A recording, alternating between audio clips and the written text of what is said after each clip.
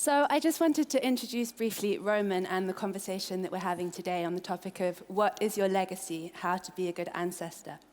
So Roman's a social philosopher, particularly interested in the power of ideas to create change. And he's written many books, especially on the topic of time, which is our conversation today, 3 of which include Carpe Diem, which is about seizing the day, so the present. He wrote a book around the history for tomorrow, so looking at the lessons from the past to inform our decision-making for the future. And also The Good Ancestor, which is around long-term thinking in a short-term world.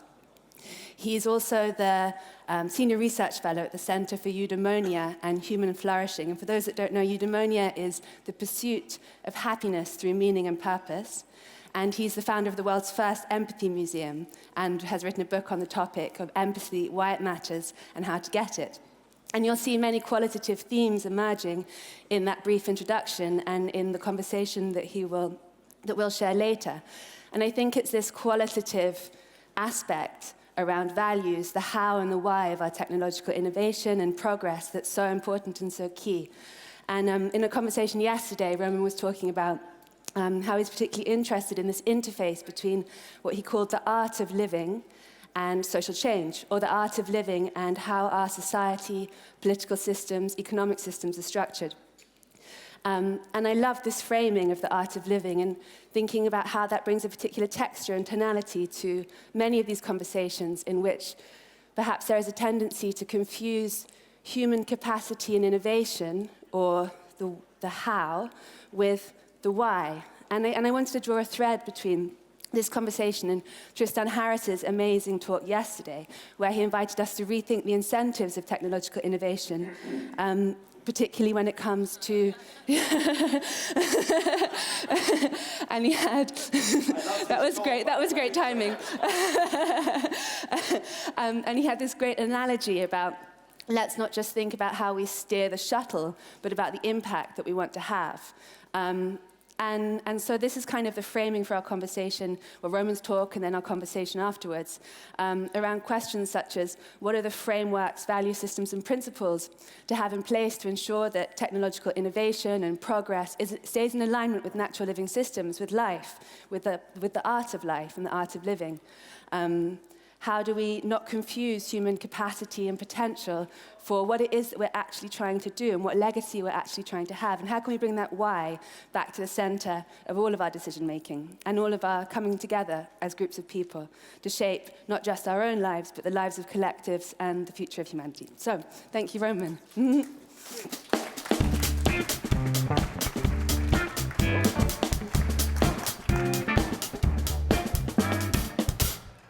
Hello to you all, and thank you for that introduction, Ruby. So, where are we? I think we live in the age of the tyranny of the now, an era of chronic short-termism, where our politicians can't see beyond the next election or the latest opinion poll, businesses find it hard to see beyond the quarterly report, markets spike and crash in speculative bubbles, nations sit around international conference tables, focused on their near-term interests while the planet burns and species disappear. And of course, as individuals, we are looking at our phones and clicking the Buy Now button. And it's clear, I think, equally that we urgently need more long-term thinking. We need to take the long view, so we're planning for the next pandemic that might be on the horizon, or dealing with wealth inequality and racial injustice, which get passed on from generation to generation, or dealing with the risks from new technologies, from genetic engineering to even AI has risks, as we heard from Tristan yesterday. And of course, to deal with the global ecological emergency, which is right here, right now, of course, in droughts in Southern Africa, wildfires in California, but the slow violence of the ecological emergency is coming for us all and our children and their children, year on year, decade on decade. In fact, never before in human history have our actions had such potentially damaging consequences for the generations to come. And the way I think about this is that humankind, particularly those of us living in the wealthy countries of the global north, we have colonized the future. We treat the future like a distant colonial outpost where we can freely dump ecological degradation and technological risk as if there was nobody there. Yet, of course, that future is inhabited by the citizens of the future who, tragically, have no voice in our political decision-making. They have no voice in the way our economic systems work. And it's quite difficult to grasp the scale of this injustice. So just to give you a bit of help with that, here's an image of the scale of unborn generations. There in the green circle are the 8 billion of us alive today. If you go back 50,000 years, an estimated 100 billion people have been born and died in that gray circle. But over the next 50,000 years, assuming current birth rates level off and stabilize this century, nearly 7 trillion people will be born. Even in the next few decades, millions and billions of people will be born. Amongst them, all your children and grandchildren, if you have them, and their grandchildren, and the friends and communities on whom they will depend. How will they remember us for what we did or didn't do when we had the chance? And someone who really thought about this issue a lot was the great immunologist Jonas Salk, who in the 1950s developed the first polio vaccine, but later in life, he said the great question facing our civilization is this: are we being good ancestors? In other words, how will we be remembered by those generations to come? And he believed that if we were going to be remembered well, we would need to expand our time horizons. So instead of thinking on a scale of seconds, minutes, and hours, we needed to think on a scale of decades and centuries and even longer. But how do we actually go about doing that? Well, let me share a few thoughts on this topic from my recent book, The Good Ancestor, another book called History for Tomorrow. And one of the things we need is cathedral thinking, the idea of embarking on projects with long time horizons which go beyond our own careers, even beyond our own lifetimes. Of course, named after that idea of like the cathedrals of medieval Europe, where those who planted the first plantation stones knew that the building would probably never be finished within their own lifetimes, yet they pursued that project nevertheless.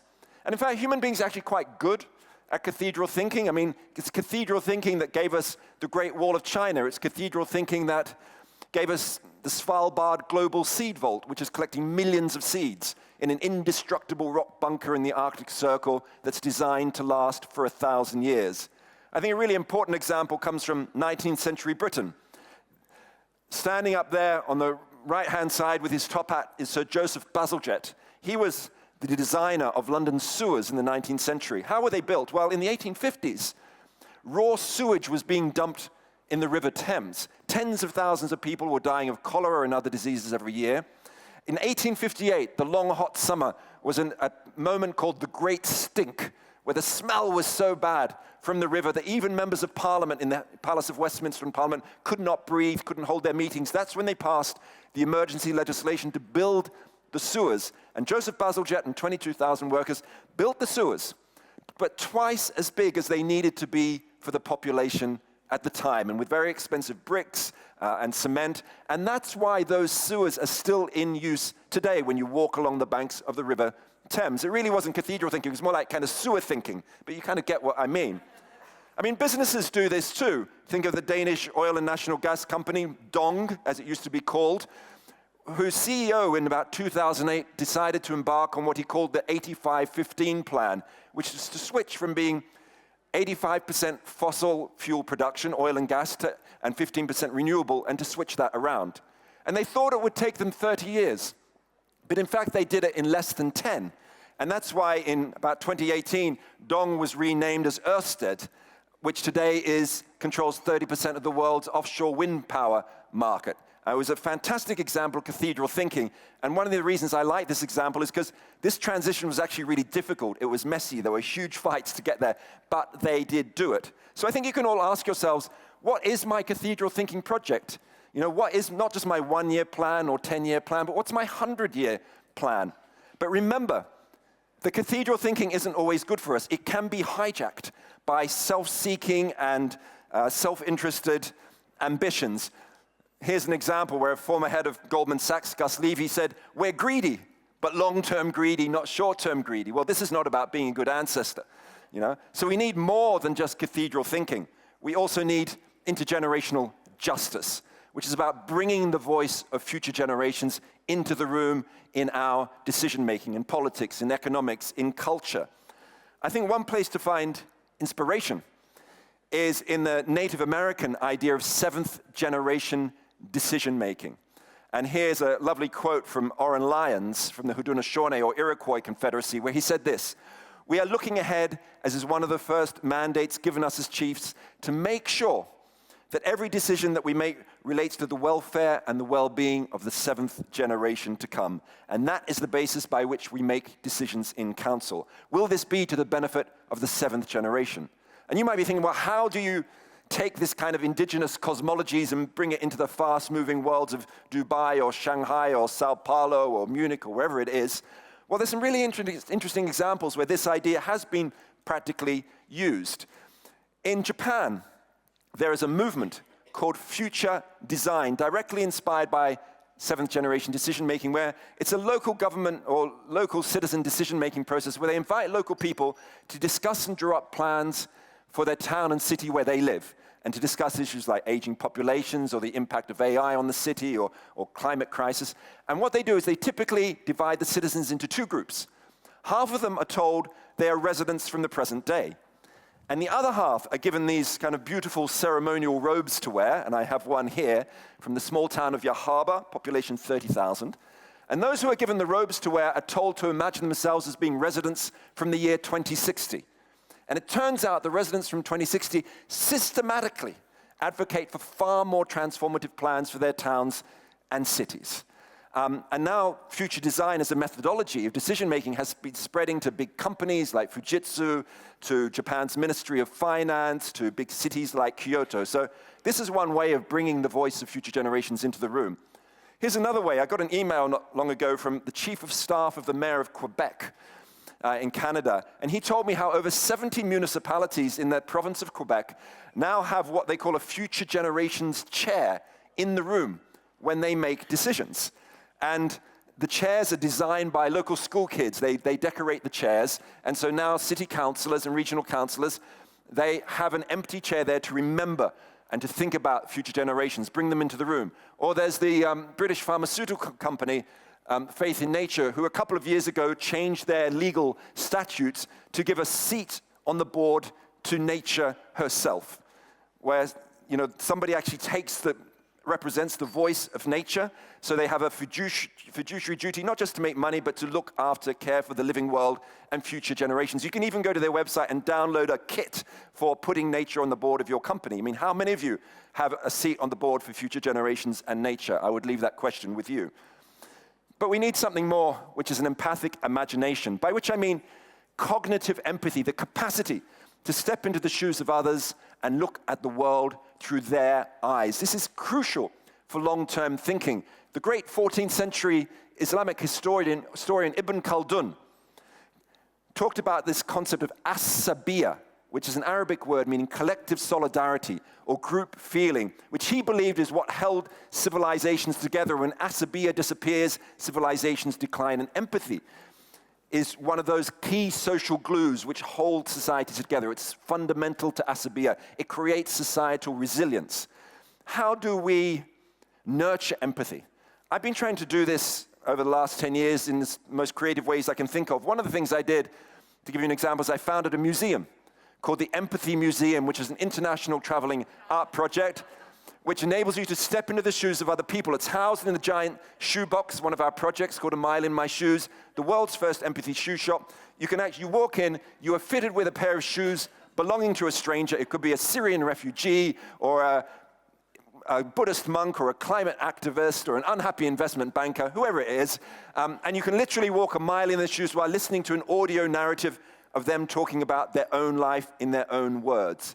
It's very simple, it's very analog, it's very powerful, and we've brought A Mile in My Shoes. We've put that shoebox in the middle of London's Parliament so politicians can step into the shoes of healthcare workers. We put it in the lobby of a giant Microsoft headquarters so that managers can understand what it's like for people low down the hierarchy, what their lives are like. So A Mile in My Shoes is one way of trying to expand our empathic imaginations. You might ask yourself, how can or whose shoes do you really need to step into, and how might you go about doing it? But let me just introduce a final way of being a good ancestor, key, which is developing a legacy mindset, which is By this I mean creating an emotional connection to future generations, to really think deeply about your legacy, what you might leave behind to the generations to come, which is so difficult to do in an era of hyper-individualism which cuts us off from generations past and future. How can we develop our legacy mindset? Well, to do that, I like to do a short 2-minute thought experiment. It's called Human Layers, developed by the Long Time Project in London. And to do this, I would like you, if you can, or please just stand up for a moment. It'll only take a couple of minutes, so please stand up. Make sure you've got a little bit of space in front of you, if you can. Okay, you're all up, good. So what I'd like you to now do is just to please close your eyes and just take a deep breath. And with your eyes still shut now, I want you to imagine the face of a young person in your life who you really care about. It could be a nephew or niece or child or grandchild. Just picture their face for a moment.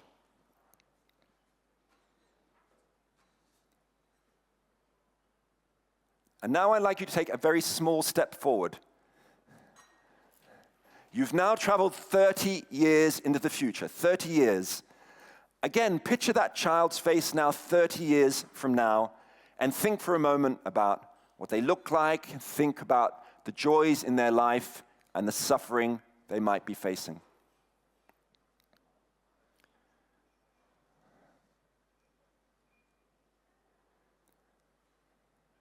And now I'd like you to take a final small step forward. It's now the 90th birthday of that young person. They're 90 years old, and they're surrounded by family and friends and loved ones and old work colleagues and neighbors. Just go and have a look out the window for a moment. What kind of world do you see out there?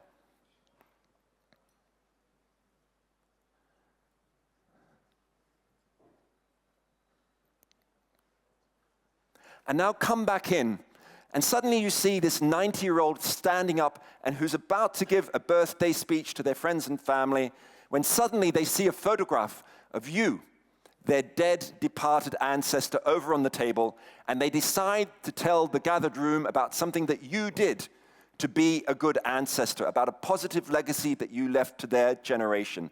Think for a moment now, with your eyes still closed, about what they said about you.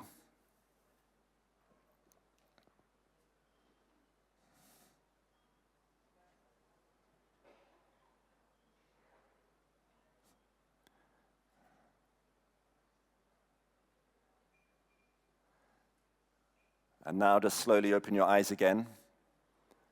And before you sit down, I would like you to do this. When I give you the signal, but only when I give you the signal, I would like you to get into a pair with someone next to you or behind you, ideally a stranger.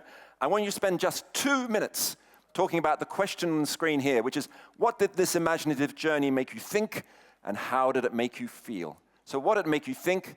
How did it make you feel? So on the count of 3, I want you to blow the roof off this beautiful atrium in pairs with a stranger. 1, 2, 3, go.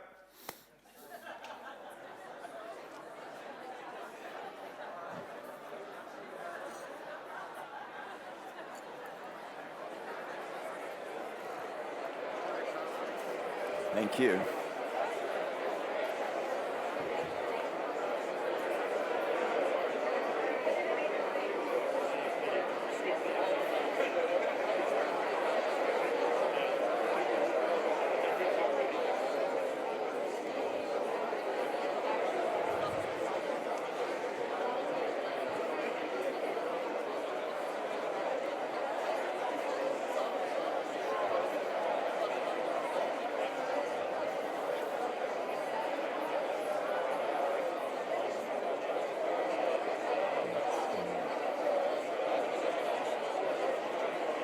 You have 1 more minute. 1 more minute.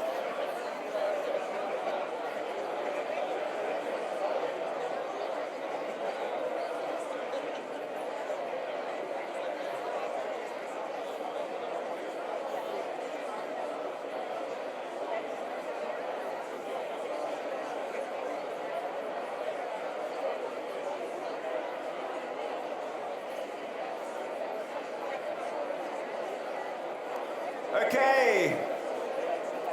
Can you please take your seats again? Thank you very much. I like your disobedience, but please sit.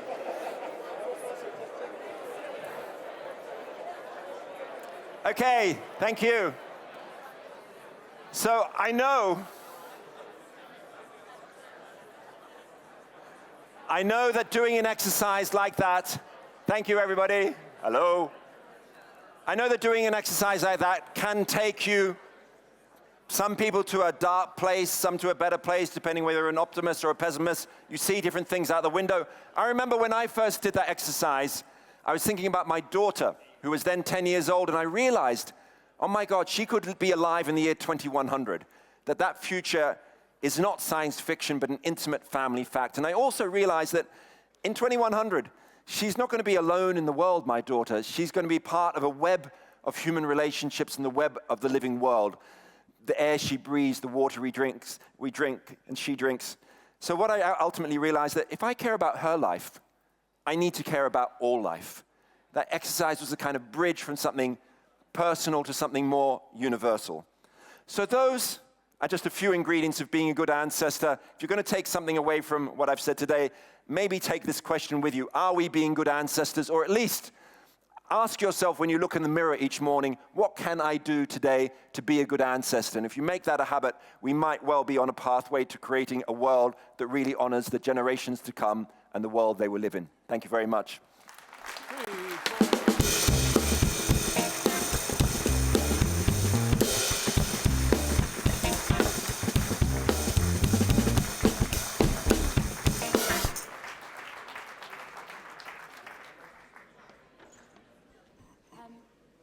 Thank you so much, Roman. I adored doing the exercise just now, so thank you so much for bringing that. And I was just talking with my partner, who was saying how he, the impact of doing that collectively in a room full of people taking their step forward and taking the other step forward, and how unique that was and how different it was to think about our collective decision-making as groups versus our individual decision-making. And what would it be like if when we are making these decisions, we are thinking in a collective way? And I think that comes back to your point about intergenerational justice and expanded worldview beyond the individual towards our, like a relational sense of self. Who are we beyond our immediate self through our connections, through our family, through our relationships? And made me think how important this type of gathering is in a world that's increasingly screen-based and internal. And so congratulations and many thanks to Steffi, 20 years of DLD. I think it deserves such a huge applause. And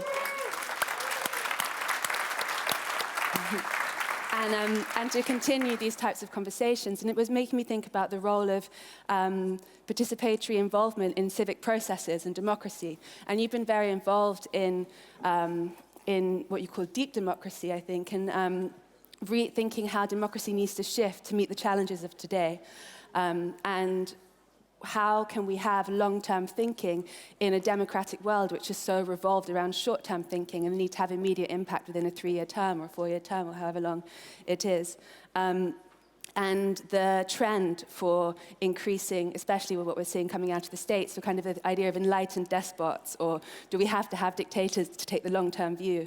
And I would love to start off our conversation just thinking about this, and if you could share a bit about your perspectives when it comes to long-term and civic. Sure. So, I mean, I've had such an amazing time the last day and a half here, hearing all these fantastic talks, but something that I felt's been missing is a kind of political framework for thinking about technology in which it exists. And, you know, I increasingly hear people talking about, well, yeah, we need benign dictators to sort out all our problems. Democracy is failing. I even hear this from my own father, right, who's a kind of center, lefty, progressive kind of person. He said, well, we need some kind of benign dictator to deal with the climate crisis and tech risks and things.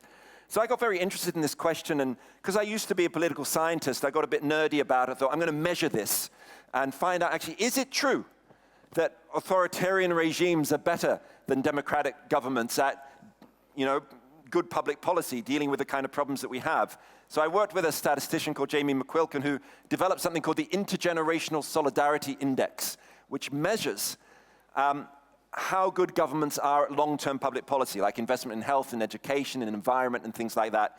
And then we mapped that for 122 countries against how democratic they were, using a standard democracy measure called the VDEM, Liberal Democracy Measure.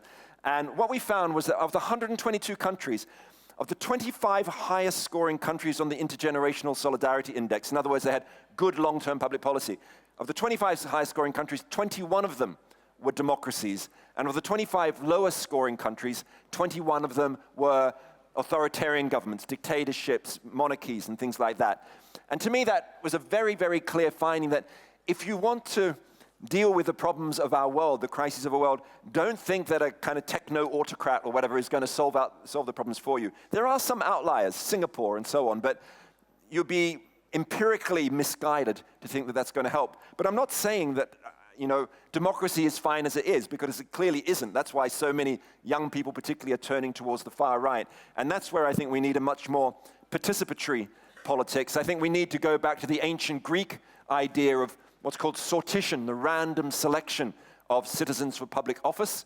They didn't do it perfectly. It was only male citizens who could vote. But as many of you will know, that there's been a revolution of this kind of sortition, what's sometimes called deliberative democracy in the last 10 years in the form of citizens' assemblies, where governments and regions and cities are getting local people to discuss local issues. They're randomly selected, but controlling for gender and age and things like that. And there have been hundreds of citizens' assemblies in the last decade or so on climate, on AI, on aging populations, all these kinds of things. And they're not perfect by any means, but I think they're really essential when we know that it's so easy for our political systems to be hijacked by techno-oligarchs, by far-right populists, and so on. We need to protect it by putting more direct power in the hands of people through citizen assemblies, through radical decentralization as well.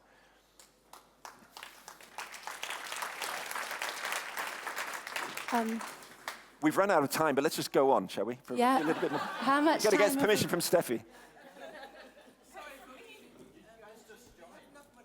We finish? It says 0. 5 minutes. Okay, great. So I loved the Empathy Museum. I hadn't actually looked up what was in the museum, and I didn't realize it was a mile of walking in other people's shoes. I was thinking how often we get so limited in our worldview around what we think. And I was thinking about this sense of the ancestor as being the invisible, and how our world finds it very hard to take the invisible into our decision-making. It's a world built around metrics and quantitative, and the qualitative gets put out of the window. And so when we're thinking about trying to be these good ancestors, how can we measure how we're doing it? How can we track that we're going in the right direction? What types of metrics are you using, or have you thought about when it comes to progress in this way? Yeah, because I think the idea of being a good ancestor, it can seem a very sort of conceptual thing, or so maybe you can connect with it emotionally, but then how do we bring that idea into the way we make decisions in our society? As you see, talking about metrics. I think one of the first key things to do is to rethink our economic metrics. We need to escape from the dictatorship of GDP growth as the major metric, which has been the de facto goal of most governments since the end of the Second World War around the world, because we know that growth as it exists over the last 30 years, it creates huge inequalities. Over the last 25 years, 40% of global GDP growth has gone to just 1% of the population, and the bottom 50% have received only 2% of that GDP growth. We know that GDP growth is shooting us over planetary boundaries. I mean, even my children, when they were 4 years old, knew that you can't keep blowing up a balloon forever, because at some point it's going to pop. They understood the basic idea that you can't have infinite growth on a finite planet. So I think we do need different metrics. Here's one. Oh, wait, my slides have gone. Can I have my slides back? I was going to, let me just, wait, there we go. There's a different metric, a good ancestor form of thinking about economies. Who knows this diagram? The donut. It's very well known. I have to admit, it was also designed by my wife, economist Kate Rayworth. But even the Pope thinks it's a good way of being a good ancestor. He talks about intergenerational solidarity. If you don't know this model, it's all about bringing us out of the hole of resource deprivation, so you bring people above a social foundation, food, healthcare, education, and so on, but without shooting beyond planetary boundaries, biodiversity loss, climate change, and things like that. It's the opposite of constant GDP growth. It's about living in balance. You know, like when our kids were little, when our daughter was a child and she was sick and her temperature was going up, we didn't sit there saying, go girl, come on, get your temperature up higher and higher and higher. We didn't want it to grow exponentially, no. We wanted to bring her temperature back down in balance, and this is what we need to do with the living world. I think this is the kind of model that we need for a good ancestor civilization. The problem is that here is our global selfie.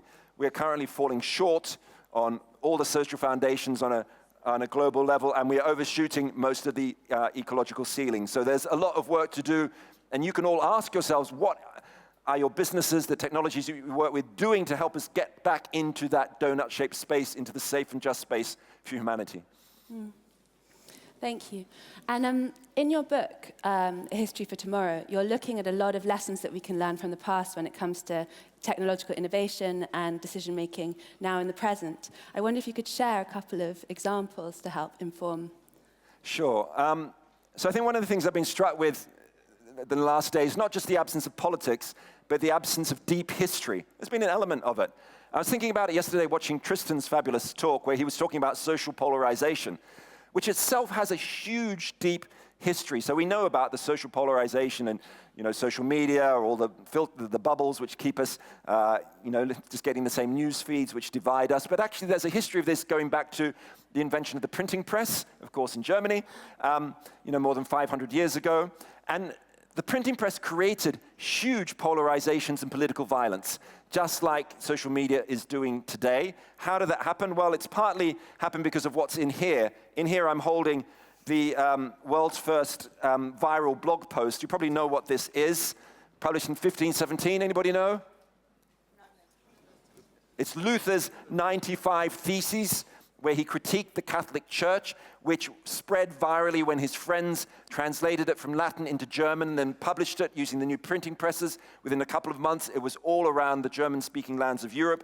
Then, of course, Luther published, translated the Bible into German and spread it. And this helped the Protestants, of course, confront the Catholic hierarchy.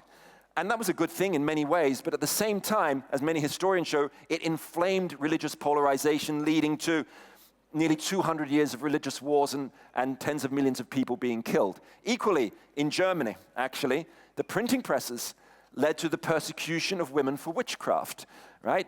Commercial printers loved the fake news of stories about women who were so-called witches who'd flown on broomsticks with the help of the devil to burn down, you know, towns in the Black Forest and stuff like that. And the printers spread this fake news to sell more broadsheets. It was a commercial thing.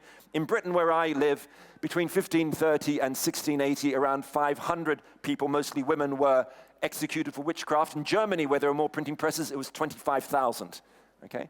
This is a message for our times. And when I see newspaper reports around the persecution of migrants and refugees and all the fake news stories which exacerbate that, I think back to this technology. So ask yourselves about what your technology is doing to those generations of the future. Are you really being a good ancestor? How can you frame what you do in a way that doesn't end up with the patterns that we've seen repeatedly through history of the violence that technology can bring? Thank you. Steffi, will you say the book? Yeah, thanks very much. And I'm going to be signing copies of the German edition of my book, The Good Ancestor. After the next Yeah, talk. yeah, up there. Up at the coffee thing. Yeah. Thank you, Roman. Thank you, Ruby.